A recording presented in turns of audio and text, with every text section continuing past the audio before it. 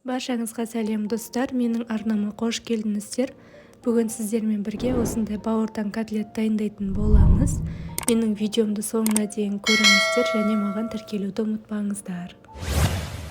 Ең алдымен нанымыздың үстіне сүтімізді құйып жібітіп қойып қоямыз.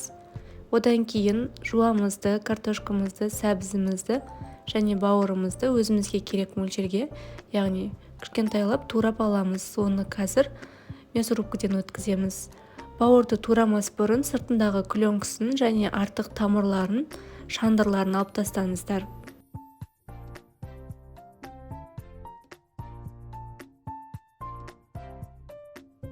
Барлығын жақсылап турап болғаннан кейін бауырымызды, одан кейін нанымызды, жуамызды, картошкамызды, сәбізімізді салып отырып, мясорубканың көмегімен өткізіп аламыз. Ең соңында сарымсағымызды да мясорубканың көмегімен өткізіп аламыз.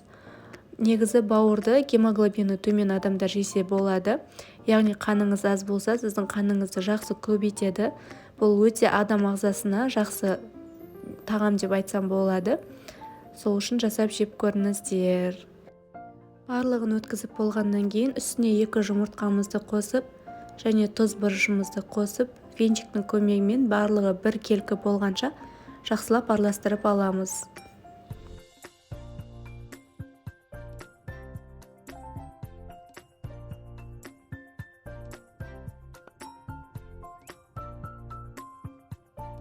Табаға майымызды құйып, котлетімізді қасықтың көмегімен салып отырып, қызып тұрған майда орташа отта қуырып аламыз.